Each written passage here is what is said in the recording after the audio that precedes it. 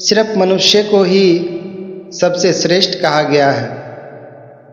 क्या केवल खाने पीने, सोने और परिवार चलाने के लिए ही हमें ये जीवन मिला है, या फिर इसके पीछे कोई गहरा दिव्य उद्देश्य छिपा हुआ है?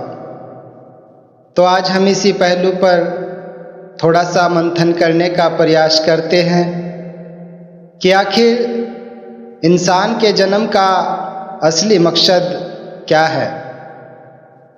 जब ईश्वर ने इस सृष्टि की रचना की थी तो सबसे पहले ईश्वर ने पंचतत्वों का निर्माण किया था, यानी उसने सबसे पहले पृथ्वी, जल, अग्नि, वायु और आकाश बनाए थे।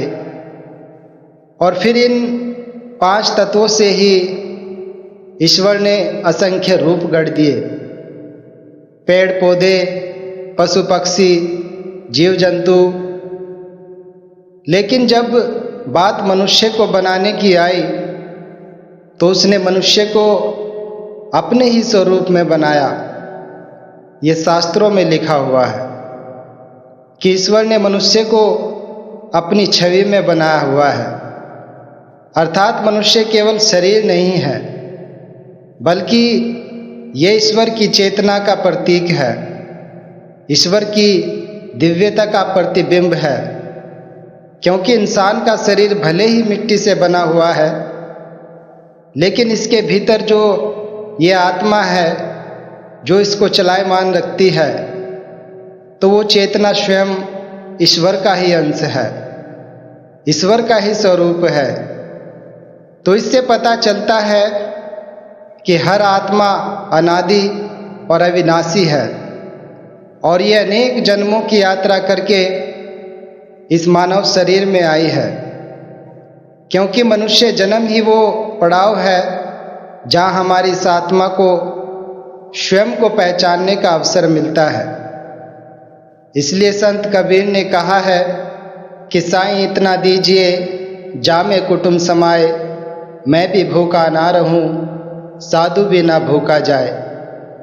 अर्थात कबीर ने जीवन का सार समझाते हुए बताया है कि संतुलन में रहकर ही सत्य की खोज की जा सकती है। पर हम क्या कर रहे हैं? हम इस जीवन को केवल भौतिक इच्छाओं में ही खो देते हैं। धन, नाम, शोहरत, सुख सुविधाएं, और फिर हम अंत में कहते हैं कि मेरा जीवन तो अधूरा ही रह गया। तो सच तो यह है कि किसी का भी जीवन अधूरा नहीं होता है, बल्कि हम ही उसे अधूरा जीते हैं। इंसान के जन्म का सबसे बड़ा उद्देश्य यही है कि अपने ही भीतर ईश्वर को पहचाने।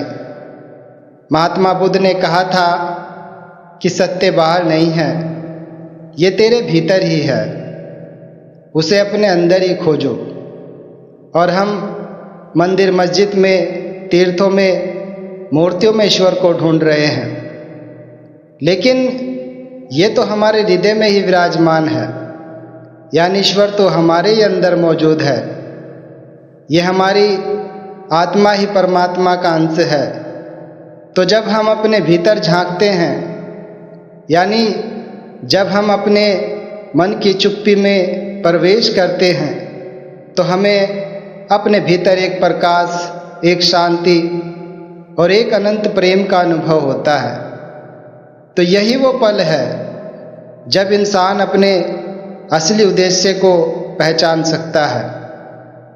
परंतु यहीं पर हम भटक जाते हैं, यानी ईश्वर की बनाई हुई इस रचना के इस खेल में हम भटक जाते हैं। माया के मोहजाल में इंसान फंस जाता है, क्योंकि माया तो हमें यही दिखाती है कि सब कुछ बाहरी चीज़ों में ही है। अधिक पैसा, बड़ा घर, ऊंचा पद, दूसरों से आगे निकलना। पर क्या ये सब पाकर भी कभी किसी को सच्ची शांति मिल पाई है? सच्चा सुकून प्राप्त हो पाया है? नहीं, क्योंकि गरीब व्यक्ति कहता है काश मेरे पास धन होता, और एक अमीर आदमी कहता है कि काश मुझे कहीं सुकून मिल जाता। तो इन दोनों के भीतर ही एक खालीपन है जिसे ये दोनों ही भरने की कोशिश में लगे हुए हैं। लेकिन इन दोनों का तरीका ही गलत है। सच्ची पूर्ति तो तब होगी जब इंसान ये समझ जाएगा कि मैं ये शरीर नहीं हूँ बल्कि आत्मा हूँ, और मेरी ये आत्मा ईश्वर का ही अंश है। तो इंसान के भीतर जब तक ये बोध नहीं जागेगा तो तब तक इसे वास्तविक आनंद कैसे प्राप्त हो सकता है। तो अगर इसके भीतर ये बोध जग गया है तो तभी इसके जीवन का असली उद्देश्य पूरा होता है। और इंसान को इस बात का भी ध्यान रखना होगा कि मनुष्य केवल ध्यान में बैठने या भक्ति करने के लिए ही नहीं जन्मा है, बल्कि कर्म करना भी इसका मूल धर्म है। भागवत गीता में श्री कृष्ण ने अर्जुन से यही कहा है कि कर्मण्येवाधिकारस्ते मा फलेषु कदाचन, अर्थात इंसान का अधिकार केवल कर्म करने का है, फल की चिंता तो मत कर। यही जीवन का असली उद्देश्य है। अपने सभी कर्मों को ईश्वर को समर्पित भाव से करना, अर्थात जब हम हर काम, हर सेवा प्रेम और ईमानदारी से ईश्वर को समर्पित होकर करते हैं तो हमारे वही कर्म भक्ति बन जाते हैं। भक्ति करने के लिए कोई विशेष कार्य करने की जरूरत नहीं होती है, बल्कि हमारे कई महापुरुषों ने तो यहाँ तक भी कहा है कि ईश्वर की सबसे बड़ी भक्ति मानवता की सेवा है। इंसान का इंसान से प्रेम का नाता ही बड़ी महत्ता रखता है, क्योंकि जब हम किसी भूखे को खाना खिलाते हैं, किसी रोते हुए इंसान को सांत्वना देते हैं या किसी दुखी इंसान के आंसू पोंछ देते हैं, तो हमें केवल उस मानव के ही नहीं बल्कि ईश्वर की सेवा कर रहे होते हैं। संत तुकाराम ने कहा है कि सबका मालिक एक है, यानी हर प्राणी में वही परमात्मा बसता है। और दास का भी यही मानना है कि इंसान का असली उद्देश्य केवल मोक्ष प्राप्त करना ही नहीं होना चाहिए, बल्कि इसके साथ साथ प्रेम और करुणा से भरा जीवन जीना भी इंसान का असली मकसद होना चाहिए। ज्ञान का अर्थ केवल किताबें पढ़ना नहीं होता है, बल्कि ज्ञान का सही अर्थ है इस जीवन को समझना, सत्य को पहचानना और अंधविश्वास से ऊपर उठना। और जिस दिन इंसान ये समझ जाता है कि मैं दूसरों से अलग नहीं हूँ, सब में यही चेतना होती है और सबका ईश्वर भगवान खुदा एक ही है, तो वो दिन उसके लिए जीवन का एक नया जन्म होता है। हमें हर दिन कुछ पल अपने भीतर झांकना चाहिए।